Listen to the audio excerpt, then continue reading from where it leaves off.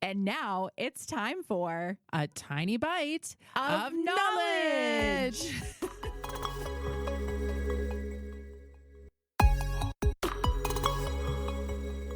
Well, Jodi, should we start this podcast by stating what the current fertilizer prices are?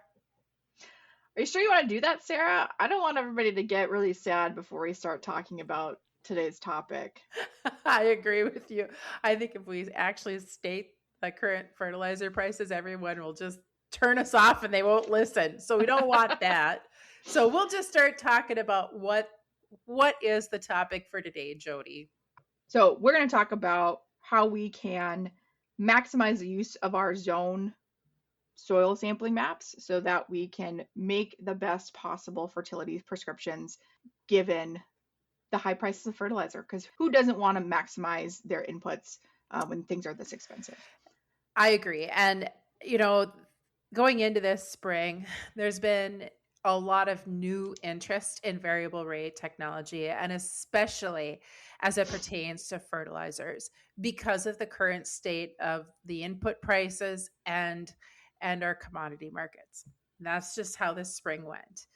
And that's great. But there's a lot of people that kind of came into this and they didn't do any soil sampling last fall, or maybe they could have done some soil sampling things better. And so we really want to kind of hammer home on that just a little bit so that we can make your prescriptions just a little bit better, make your fertilizer dollar go just a little bit farther. So one of the things that we really need to advocate is if you're a grid sampler or a zone sampler, and this is especially true for zones, because I feel like we see this more with the zone guys, but people that are like, we're just going to variable rate based on the zones, but they don't have a soil test at all, or they've only got a composite soil test. And that is sometimes challenging to make really good soil fertility recommendations. Absolutely. And I just want to, I'll just point out some examples of why this is so important. So I'll use my always example of soil pH. And so say if you're looking to figure out where you can cut back or like where you can reallocate your fertilizer resources to maximize your return on investment, you need to know exactly where in the field that fertilizer needs to be applied and where it needs to be cut back and put higher. And you can't always guess that. And the point I want to make is that, like, say, doing composite soil sampling, it can give you a good average, right? But it can also be missing some things. And a great example of this is soil pH, especially in Western North Dakota, and also here in Eastern North Dakota as well, where we've got sandier ridges. If we're just doing a composite sample, we very well could be missing those areas that have pHs that are in the 4s and the 5s. And I've seen that on my own fields back home. Just doing composites, it was missing that. We had serious issues where our pH was as low as 5.5. So yes, a composite will get a good average, but if you're looking to really maximize your inputs, you got to get out there and do soil samples in your zones and not just a composite. Right.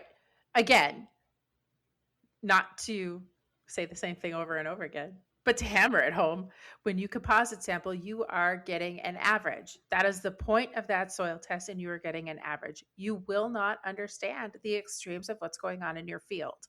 We have the ability to address those extremes, but we need the information to help make the decisions. So make sure that you're doing your zone sampling and actually pulling good soil samples in the zones. Absolutely. A quote unquote traditional zone map might include 5 zones. So you go from like your really good zones to your really bad zones.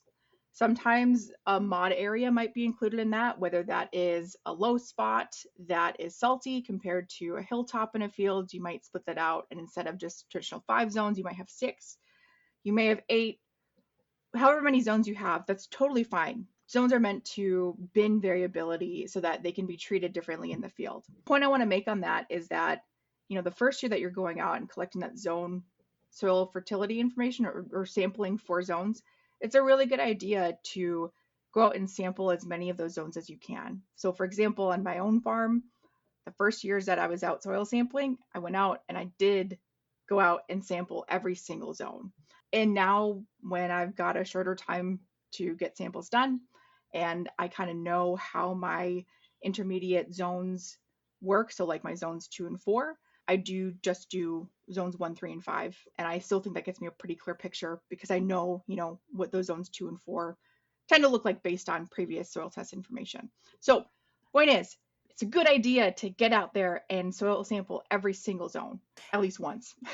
Absolutely. And absolutely, Jodi. But you bring up a really good point too, because I have worked with some customers that have generally only soil sampled their more productive areas, and they have not been soil sampling their lower productivity areas in the field.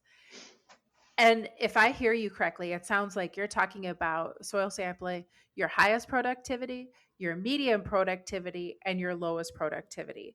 So we're really getting those extremes. So we really understand what's going on in that area. That's such a good practice.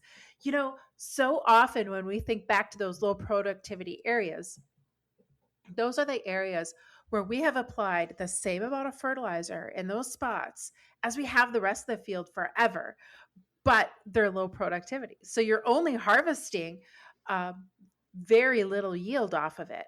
And all of those nutrients, especially when you're talking about something like phosphorus and potassium, they're left behind and they've accumulated.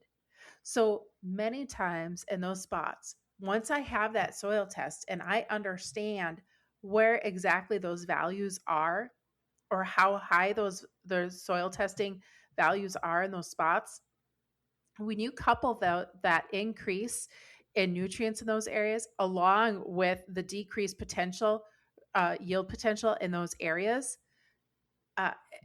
sometimes it doesn't require any additional fertilizer. But we can't make that decision if we don't have those soil testing data for that area.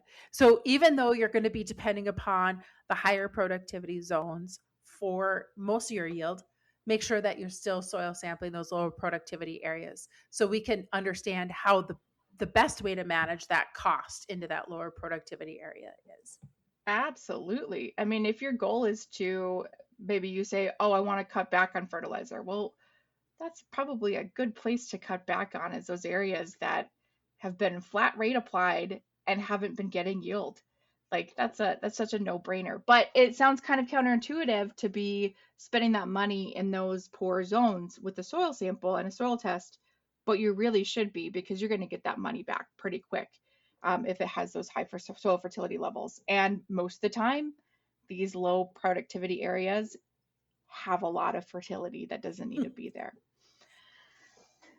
So the takeaways from this whole thing, first of all, if you're trying to do variable rate fertilizer and you aren't already, make sure you soil sample. And if you're soil sampling and going to go to all that work, don't just composite soil sample and get an average.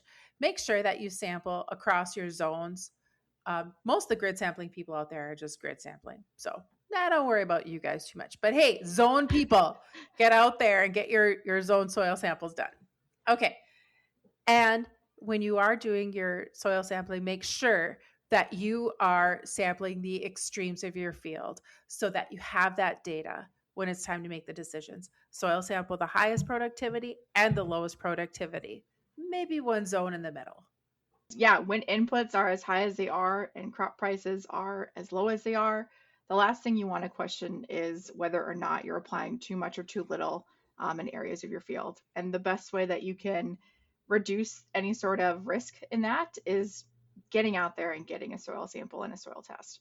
So don't guess, soil test, and maybe not always composite, do some zone sampling.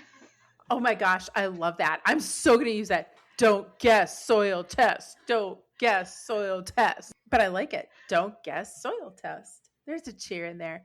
Instead of pom-poms, we can have soil probes. That sounds really heavy and dangerous. We could use them like batons. It'd be great. So don't guess.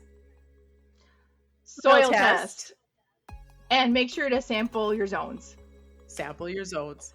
Tune in next time for a tiny bite of knowledge from GK Technology, where we have a map and an app for that.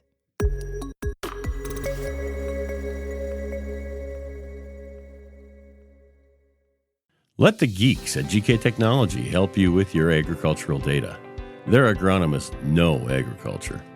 When it comes to creating soils and zone maps to maximize yields in your fields, you can trust the people with decades of experience in site-specific agriculture. Everyone at GK Technology has a background in agriculture, so they know what makes a farm run, and they speak your language. The geeks at GK Technology have a map and an app for that.